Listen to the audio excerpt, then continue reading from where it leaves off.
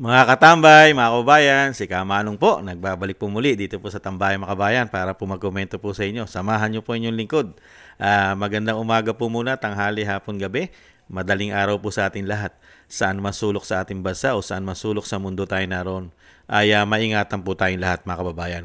Ito po, komentuhan po natin mga tambay. Ito pong hinain po o naghain po ng resolusyon si Senator Cayetano po para hilingin sa ICC na yung pansamantalang kalayaan o interim release ay naghain po siya ng resolusyon para po sa ICC na i-house arrest na lang daw po ang ating dating Pangulong Duterte sa ating pong embahada sa Netherlands mga tambay. Pakinggan po natin ang balita at komentuhan po natin mga kababayan. Naghain ng Senate resolution si Senator Alan Peter Cayetano kahapon para hilingin ng house arrest para kay dating Pangulong Rodrigo Duterte na ngayon ay nakakulong sa International Criminal Court o ICC. Batay sa resolusyon ng senador, hiling niyang ilagay sa house arrest si FPRRD sa Embahada ng Pilipinas sa The Netherlands habang naghihintay ito sa kanyang paglilitis. Dahil anya ito sa humihinang kalagayan ng kalusugan ng dating Pangulo, kaya mas dapat niyang gugulin ang natitira niyang mga taon sa piling ng kanyang mga pamilya at malalapit na kaibigan. Noong 2016, si Senator Alan Peter Cayetano ang naging running mate ni Duterte sa pagtakbo sa national elections. Bakit kaya hindi din maghain ng resolusyon? Senate resolution po ang Senador Cayetano. Nakalampagin niya po ang Supreme Court. Madaliin niya po ang desisyon ng Supreme Court at madaliin niya rin po ang desisyon ng Ombudsman sa ginawa pong pag-aresto sa dating Pangulong Duterte. Napaka-importante po yan eh. Pag po yan ay lumabas po, ang talagang ginawa po nila ay illegal at hindi nakakuha ng due process ang dating Pangulong Duterte, ay makakauwi po yan sa Pilipinas. Dahil po lalabas po kidnapping ang ginawa po nila diyang pag-aresto dahil hindi po nakakuha ng due process. Hindi po ba? Nakita nyo naman po, nakita po ng sambayan ng Pilipino. Buong mundo nakakita sa ginawa po nilang pag-aresto sa dating Pangulong Duterte. Hindi na po nakalabas ng kampo. Di po ba? Airport, hindi na po nakapalag. Kinuha nila sa airport. Di ba? Dinala nila sa kampo nila. Hindi na rin po nakalabas. At hindi po nila dinala sa korte.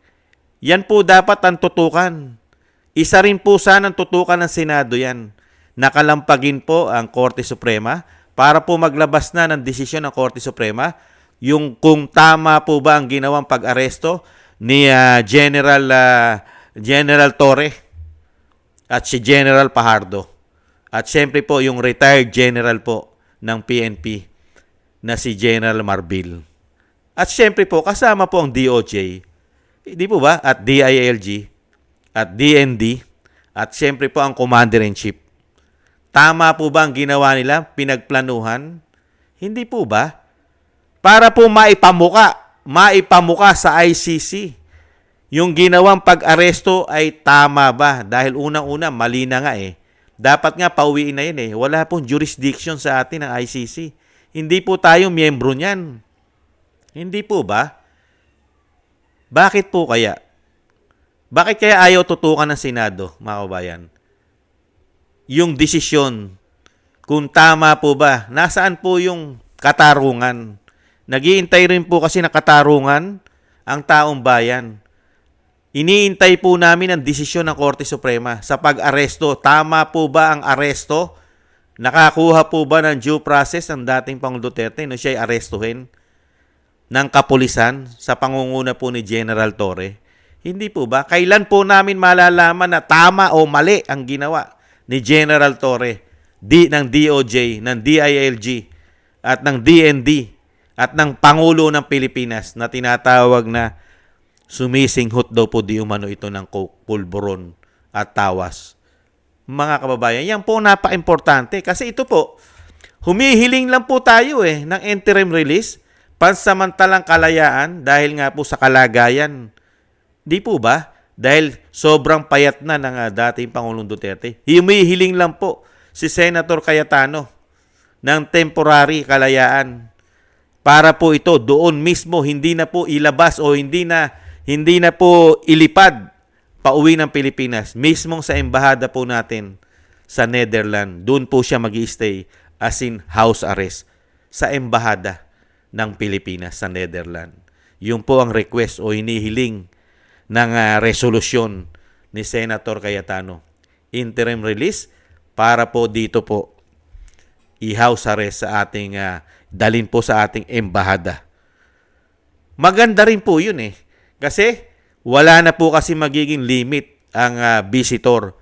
Hindi po ba? Dahil po sigurado pong anytime ay makakasama naman po niya ang kanyang pamilya. Kung gagawin naman po at papayag ang ICC na i-house arrest po ang dating Pangulong Duterte sa embahada po ng Pilipinas sa Netherlands.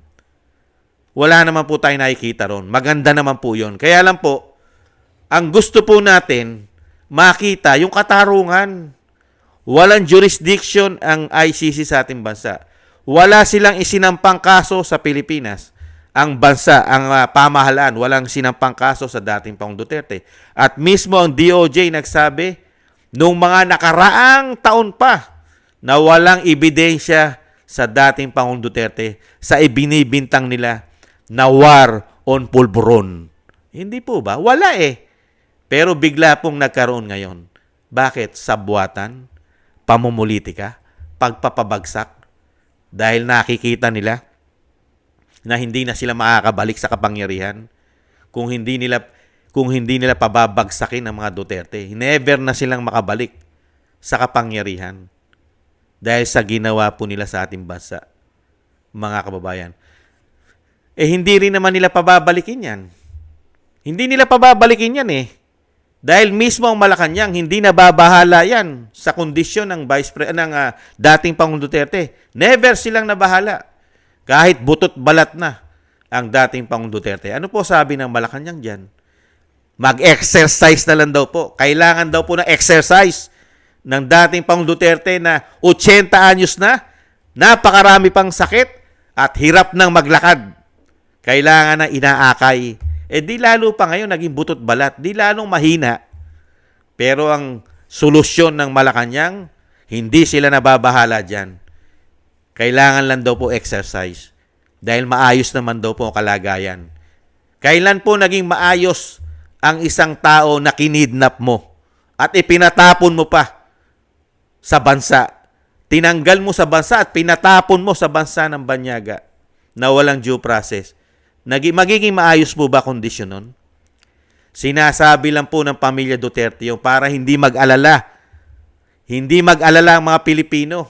Binibigyan din po nila ng kalakasan ng loob ang mga Pilipino na huwag masyadong mag-alala sa kalagayan ng dating Pangulong Duterte dahil matapang, malakas ang loob, buo ang loob ng dating Pangulong Duterte.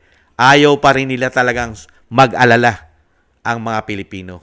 Pinalalakas po ang loob ng mga Pilipino dahil sa ginawa po ng pamahalaan. Pinagkaisahan sila. Tinanggalan po sila. Tinanggalan ng karapatan bilang Pilipino. Ipinatapon mo dating Pangulo. Samantalang ang pamilya nila, pinabalik ng bansa, ipinalibing pa ang isang diktador sa napakahabang panahon.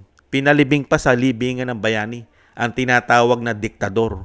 Magnanakaw, mamamatay tao, di umano. Hindi po ba? Nakita niyo po, pati yung nanay niya, napakarami pong kaso. Hindi na rin po pinayagan ni dating Pangulong Duterte dahil sa katandaan. Binigyan na po ng, pabuya. Freedom. Di po ba, nung panahon ni dating Pangulong Duterte, dahil po ito'y nagka-problema rin sa isang damukal na kaso, di umano. Hindi po ba? Kaya dito po mga tambay, mas bibilib po tayo sa Senado, mga kabayan. Okay naman po itong ginawa ni Senator Cayetano, kaya lang po kulang. Kulang po. Dahil mismo po siya, alam niya na mali dahil inimbestigahan po nila. Inimbestigahan po nila ang pag-aresto sa dating Pangulong Duterte. Mismo siya, inimbestigahan niya at nakita niyang napakaraming pagkakamali, nilabag na batas ang kapulisan sa pangunguna po ni General Torre. Pati po ang pati po ang DOJ, nilagay po nila ang batas sa kanilang kamay. Hindi po ba sa investigasyon, DILG, nagkasabwatan, gamit pa raw ang Interpol, at gamit pa raw ang ICC? Di po ba? Sana po, Senator Cayetano, lubos-lubusin niya na po. Lubos-lubusin niya na po ang ginagawa niyo po. Hindi lang po resolusyon ang kailangan po ng taong bayan. Hindi lang po resolusyon. At yung sinasabi naman po ninyo, kaya na rin po yan ni Atty. Kaufman. Kaya niya po yan eh. Kung talagang didesisyonan po ng ICC. Dahil po napakarami naman po na patotoo at sinasabing yung ginagawa ng legal counsel po sa pangunguna po ni Atty. Kaufman ay talagang yung mga ebidensya po, talaga pong mahirap pong paniwalaan, lalong-lalo po ito'y gawa-gawa. At talagang ginagawa po ni Atty. Kaufman, lalong-lalo po yung walang jurisdiction. At syempre, gagamitin na rin po ni Atty. Kaufman, ang ginawa pong investigasyon ng Senado. Di po ba? Kaya po, pag ito po ay kinatigan ng ICC, sigurado naman po ito makakalabas. Makakalabas po ito. Dahil gagamitin naman po ni Atty. Kaufman ang ginawa pong hearing. Yung ginawa po nilang hearing. Di po ba? Papapasukin niya po sa ICC yan. Di po ba? Kaya dito po sa ginawa po ni Senator Cayetano, hindi po tayo against dito eh. Okay po yan. Isa rin pong malaking tulong po yan. Dahil nga po kung siya po ay ayaw payagan ng ICC na palabasin ng Netherlands. At least sa embahada ng Pilipinas. Dahil alam naman po natin na political po yan. Hindi po ba? Ginamitan po yata yan ng napakaraming pera. Dahil nga po yan ay pababagsakin. At hindi na pauwiin yata ng Pilipinas yan. Dahil sa pera. Di po ba? Ayaw na nilang pabalikin sa Pilipinas dahil po napakatindi po kasi ng puwersa. Di po ba? Yung tiwala ng Pilipino, grabe po. Sa mga Duterte, lalong-lalo sa dating Pangulong Duterte, na napakalakas po sa taong bayan, sa mga mahihirap, sa middle class. Mahina lang po siya sa mga oligarko, sa mga korap na politiko. Mahina po siya riyan. Sa mga makakaliwang grupo, mahina po si dating Pangulong Duterte dyan. Di po ba? Sa mga media na mga nasagasaan, lalo ang mga istasyon nila na naipasara, mahina po dyan si dating Pangulong Duterte. Di po ba? Sa mga drug lord, mahina siya dyan. Sa mga addictus, mahina siya riyan. Pero sa majority ng Pilipino, malakas siya. Sa mga mahihirap na matitino. Sa mga middle class na matitino. Sa mga OFW na matitino. Napakalakas ng puwersa ni dating Pangulong Duterte. Kaya hindi po nila magugustuhan makabalik ng bansa yan. Dahil hindi na po sila makakatuntong muli sa Malacanang. At hindi na po nila magagawa yung gusto nila na magkaroon po ng Prime Minister yata ang ating bansa. Hindi po ba? Para mahawakan na nila ang Pilipinas nang wala na pong expiration. Hindi kaya? Kaya bibilib po tayo, mas bibilib po tayo sa Senado. Pagka tinutukan po nila ng tinutukan, na madaliin nila ang desisyon. Kumuha sila ng desisyon sa Korte Suprema. Kasi batas po ang pinag-uusapan dito. Kailangan po makakuha ng tamang desisyon sa pag-aresto sa dating Pangulong Duterte. Tama ba? Kailangan na po namin malaman, Senator Cayetano, kayong mga senador. Madaliin nyo. Kalampagin nyo ang Korte Suprema. Kalampagin nyo ang Ombudsman. Nasaan na? Nasaan na yung desisyon sa pagdakip, sa pag-aresto sa dating Pangulong Duterte? Anong panahon na? Mahigit 100 araw na. Si dating Pangulong Duterte. Marso pa siya, Marso. July na tayo ngayon. Malapit na naman matapos ang July. Papasok na ng Agosto, August. Wala pa rin desisyon ng Korte Suprema sa pag-aresto at ganoon din ang Ombudsman. Wala pa rin. Dito po sa sinasabing kakasuhan ng mga sangkot involved, yung sinasabing at 10 araw. Ano na nangyari sa 10 araw? Nasaan na yun? Hindi po ba dapat kalampagin ito, Senator Cayetano? Kalampagin po ninyo para makita po at makakuha ng hustisya sa ating bansa si dating Pangulong Duterte. Di po ba ang batas natin may piring? Di po ba ang Korte Suprema ay may piring? Walang pinapanigan, walang nakikita. At hindi po siya nabubusalan. Dahil ang ating Korte Suprema ay may piring ang mata. Parehas ang justice. Bakit po ngayon? Napakadaling solusyonan. Napakadaling desisyonan. Tama ba ang ginawang pag-aresto? Nakakuha ba ng proseso ng batas? Si dating Pangulong Duterte. Tama ba na hindi mo napalabasin ang kampo? Hinuli mo sa airport, dinala mo sa kampo. Hindi na nakalabas. Di po ba? Tama po ba yung Korte Suprema? Tama po ba yung Ombudsman? Dahil mismong ikaw, Senator Cayetano, alam mong mali. Natutulog po yata tayo. Bakit ganon? Wala na po bang hustisya ang ating bansa? Pagdating po ba sa pamilya Duterte ay hindi kailangan makakuha ng hustisya? Ang kailangan lang po bang makakuha ng hustisya yung sinasabing masasamang tao? Yung napakaraming ginurgor. Yung mga ginusto nilang maging masama sila. Naging salot ng lipunan. Sila lang po ba kailangan makakuha ng katarungan? Samantala ay nagpatahimik ng bansa. Ginawa lahat ang magagawa niya sa loob ng 6 na taon na maprotektahan ng matitinong tao. Walang makuhang proseso ng batas. Hindi siya makakuha ng katarungan ng batas. Bakit ganon? Bakit? Wala na po bang piring? Tanggal na po ba ang piring ng batas ng Pilipinas? Nagtatanong lang po si Kamanong, Senator Cayetano. I-post din po sana ninyo. Okay po yung ginagawa nyo. Yung interim release na maging house arrest sa ating embahada sa Netherlands. Kaya lang po, i-post din po ninyo para lalo pong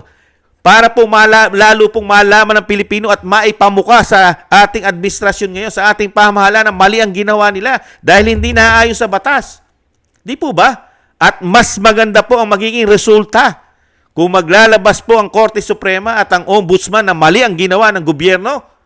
Malaking bagay po yan sa pamilya Duterte. Dahil mahayag po ang ginawa po nilang kapalpakan. Mali. At yan po ay magiging ground para lalong mapabalik ng napakabilis ang dating Pangulong Duterte. Dahil kakalampagin po yan ng buong mundo. Mga leader ng bansa. Kakalampagin po ang Pangulong Marcos sa ginawa niya. At ganun din po ang mahigit 100 milyong Pilipino. Majority niyan, kakalampagin siya pag nagpalabas ng katotohanan ng Korte Suprema at ang Ombudsman. Kakalampagin yan. Kaya lang, tikom pa ang bibig. Tikom. Tulog yata. May busal yata ang batas. Hindi kaya? May busal? Nagtatanong lang si Kamanong. Hindi naman po masama magtanong. Malaya ang ating bansa. May demokrasya ang ating bansa. Pwede tayong magtanong. Hindi po ba? Hindi komunista ang ating bansa. Hindi po ba? Senator Cayetano, sana din po, inumpisahan nyo na po na gumawa ng resolusyon. Kalampagin din po sana ninyo mga senador. Mag-request din po sana kayo. Gumawa rin po sana kayo ng resolusyon na madaliin ng Korte Suprema, maging priority, urgent, yung desisyon na iniintay namin sa pag-aresto kay dating Pangulong Duterte. Gumawa rin po sana kayo ng resolusyon para isubmit sa Korte Suprema at sa Ombudsman na humihiling kayo na madaliin ang desisyon, lalong-lalo sa ginawang pag-aresto. Mali ba o tama ang ginawang pag-aresto? Hindi po ba? Kasi batas po pinag-uusapan natin. Batas! Hindi po ba? Hindi po batas ni General Torre ang dapat masunod. Hindi po sana batas ng Pangulong Marcos ang masunod. At hindi rin po lalong-lalo ang batas ng DOJ ang masunod. Saligang batas dapat ang masunod. Hindi po ba? Saligang batas. Korte Suprema ang magdidesisyon yan. Hindi po ang DOJ. Hindi po si General Torre. At lalong-lalong hindi po si si Pangulong Marcos Jr.? Hindi po siya. Siya ay susunod lang sa batas. Susunod sa batas sila. Di po ba? Hindi sila batas. Di po ba? Nakakalungkot lang po. Tingnan po natin kung sasang-ayunan po ng ng ICC ang panukala pong resolusyon ni Senator Cayetano. Dahil alam naman po natin na yan po ay bayad. Binayaran daw po yan.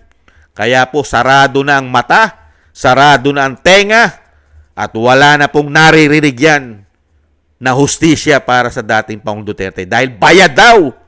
Malaki raw ang pera.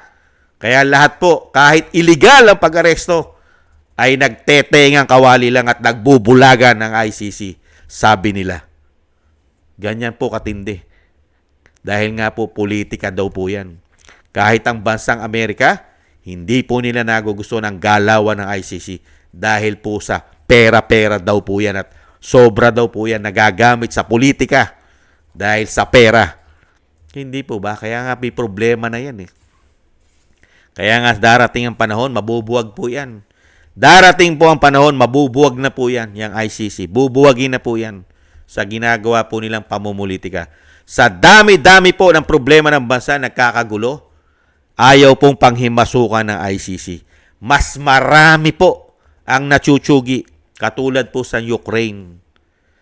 Russia, ayaw nilang bigyan ng hustisya ang mga natsugi dyan. Ganon din po saan? Sa Iran. Saan? Diyan po, sa Middle East. Di ba? Grabe po namamatay dyan. Ang dami natsugi. Israel, Iran, Hamas. Di ba? Nakapaligid sa Middle East. Ayaw panghimasukan at ayaw bigyan ng ICC ng human rights ang mga natsugi dyan. Ganyan po sila kapolitikal, mga kababayan. Ganyan po. Sila po may tinitingnan at tinititigan lamang. At may iniiwasan. At may kinatatakutan. Ganyan po ang ICC. Palibasa, wala yatang malaking involvement na pera. Hindi kaya. Sana po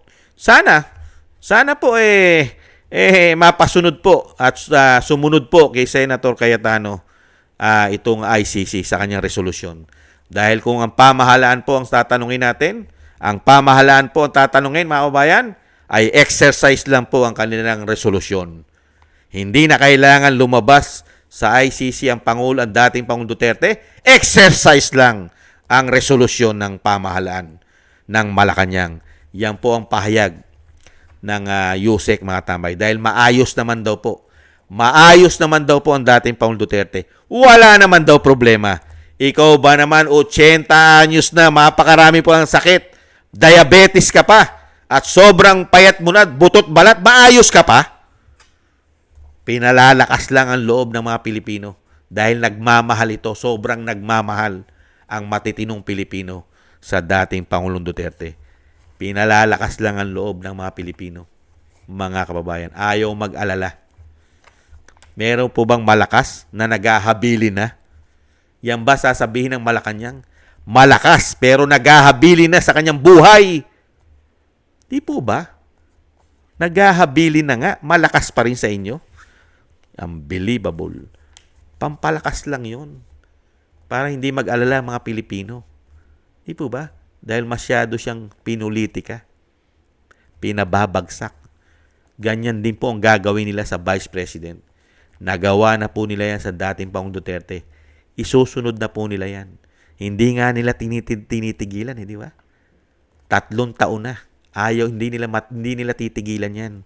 Dahil nga po sa pagiging greedy, ganid, swapang sa kapangyarihan nung makabalik sila. Hindi po ba? Maraming salamat po mga kabayan.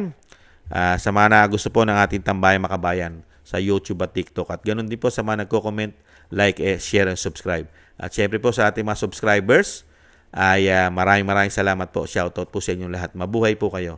At sa ating pong mga kababayan, nagbibigay po ng tulong at biyaya sa inyong lingkod. Shoutout po kay Kingston 123 ng Hong Kong, Eric Hershon ng Canada, Jake Yahut 4531 ng Maisog, California, USA. Gina Ray Solidides ng Berlin, Germany. Julieta Celona ng Sydney, Australia. Baby Roman, Ate Isa ng Cagayan. Jem Aris ng United Arab Emirates. Jovelyn Watanabe ng Japan. Ako si Pilam. Ani Jo. Chedorico Erguisa Jr., si Arfel Villacorta, Wills Bubbles 5697, Rosalina RK, Team 888, si Michelle Yamaguchi Vlog at si Norma Garcia.